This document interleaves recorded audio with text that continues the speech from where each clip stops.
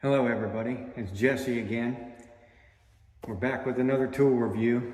Today we're going to take a look at the Kobalt 24 volt 4.5 inch circular saw. We'll go over it and give you an idea of what it is and what it's used for. I'll do a little demonstration and hopefully I'll give you enough information so that you can decide whether or not you want to purchase a tool like this. Before we get into that, I need to ask you to go ahead and subscribe to our channel and like this video. It only takes a second and it really helps. Concerning the 4.5 inch saw, at first I was a little skeptical about these little saws. They're just small, they don't seem very useful. You know, I already have a circular saw and a table saw, but I had a friend who really talked good about his saw. He had one of these, a different brand, but he really liked it, and he told me all about how he used his and stuff. And so when I saw this one on sale, I went ahead and picked it up, and now it's become one of my favorite tools. I don't use it every day, but when I do need it, it comes in really handy. It's small for a saw, and you can just hold it with one hand. It's easily maneuvered around, so storage and maneuverability are a couple of the pros about this saw. The trigger is here, but it's got this little safety latch, so you have to push up on that before you can access the trigger, and which is kind of neat. This here is for adjusting the height of the blade or the depth of the cut there. It'll cut down to 3/4 of an inch deep. That's as deep as it'll cut, but that's great for just trimming up little pieces of plywood or whatever. If you can just grab this thing out of your toolbox or your van or whatever and nip some plywood, it works really great for that. But as you can see, it's a real quick and handy way to adjust your depth, so I like that. It comes with a handle like this to screw on here.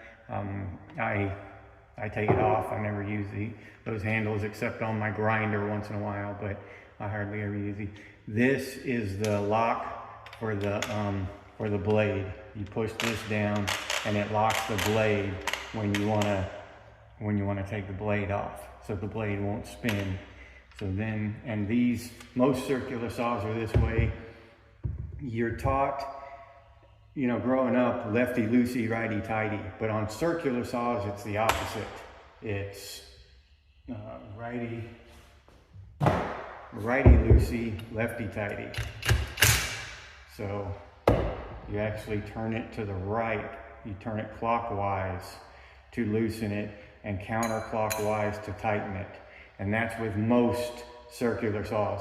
It's that way because the blade spins, and if it loosened and tightened the other way, the spinning of the blade would loosen the screw, and everything would fly apart. So they make them to spin the other way, to tighten and loosen opposite. So when the blade spins, it's actually tightening the screw. So that's why. So on most circular saws, miter saws, chop saws, handheld circular saws, most of the time they will be opposite, righty loosey, lefty tighty. So just remember that when you're working with saws like this. All right. Other than that, it's a nice, powerful tool, and I will demonstrate that. It's a powerful tool for its size. For what it does a really good job. I'll do a little demonstration showing y'all how powerful it is and how it's used, and then we'll come back and talk a little more about it.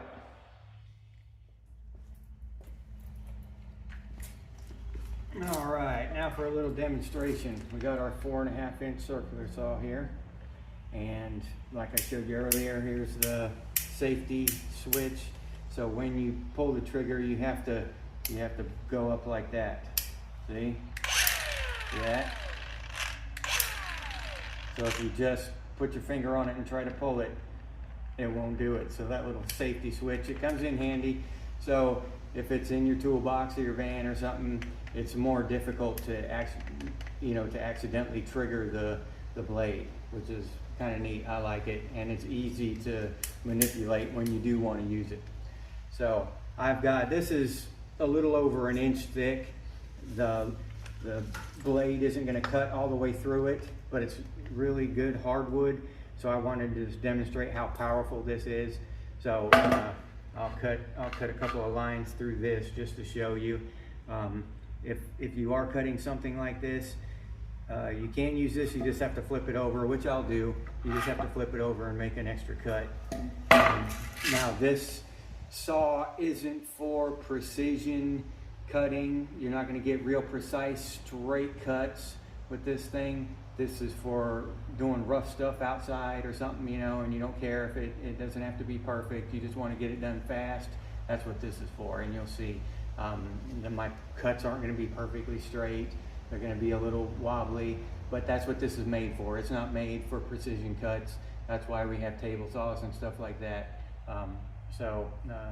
Just get into our demonstration. I do have a smaller piece. I'll cut some little pieces off of that too, just to show you. But let's get into it.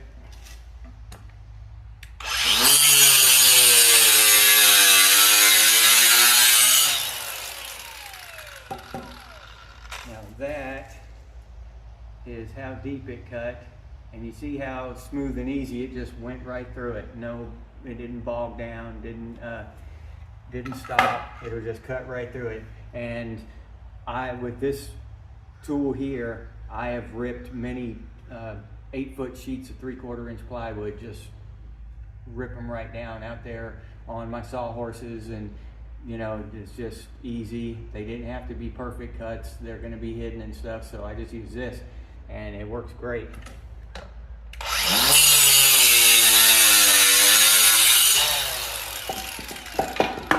Now if I need to cut this all the way off, I'll just flip this over and make my second cut.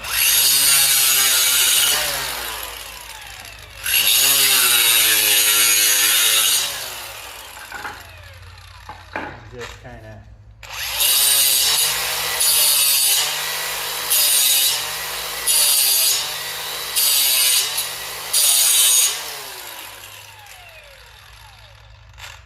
just kind of demonstrates the power of the tool. It's a good, nice, powerful tool, and it comes in handy for a lot of stuff, especially outside. You know, if you're doing something, even a deck or something, you know, somewhere that it doesn't have to be perfect. If you're going to be hidden somewhere, this tool really comes in handy. Now that we've seen it in action a little bit, we can talk about this Kobalt version specifically. Now see this blade? This is not the blade that came with the tool. And Lowe's does not sell these style blades. They sell a blade, it looks kind of like one of the diamond blades with some rough texture on the end, and it's supposed to be a multi-material cutter. I tried to use them when I first bought this thing, but I don't like them. They're junk. So I ordered this particular blade off of Amazon, I believe, online somewhere. And these blades work really well. These are wood blades made for cutting wood. So if you do buy one of these, I'm not sure about other brands. They might be the same way. They might have those same style blades. So if you do buy a tool like this, pay attention to the blades, and you can save yourself some time, because if you're going to be cutting thicker wood, like, you know, the 3/4 inch plywood or something, then go ahead and get you a blade like this. Don't even waste your time trying to cut with those other kind of blades, because they just try to burn through and smoke and it stinks and everything. They're not what you want. If you're just going to be nipping some little like some PVC pipe or something, maybe they might be okay. Maybe some other materials, they miid be okay. But if you're going to be cutting wood with it, then you're going to want a blade like this. So pay attention to that when you do purchase this style of saw, so you can be prepared. That's really the only negative thing that I have to say about the tool. I've had this one, like I said, for about 4 years, I think now. I've used it quite a bit, and I really like it. It's a great tool. It's versatile. And it's another thing I like about it is the safety feature, because it only has 3/4 of an inch of blade showing down here. That makes it a lot safer when you're cutting 3/4 inch material like plywood or something, because with a circular saw, a 7 1/4 inch blade, you've got 2 or 3 inches of blade hanging out below your material as you're cutting through your material. You can adjust those too somewhat, but then if you adjust the circular saw up that much, it's like it's up at a weird angle and stuff. So that makes it a little awkward. This is just better suited saw for cutting that kind of thinner material, 3/4 inch or less. It's safer, it's easier to handle, and overall, I just prefer this style of saw. I hope I hit my objective by helping you decide whether or not you want to buy a saw like this. That was the main reason I made this video, and most of my tool review videos, so people can see them and decide whether or not they want that kind of tool. This is a durable tool. It's been through a lot with me, done a lot of work with me, so I can vouch for its durability, and it still cuts really well after 4 years of bouncing around on my van and cutting a lot of material. So it's still hanging, still going strong.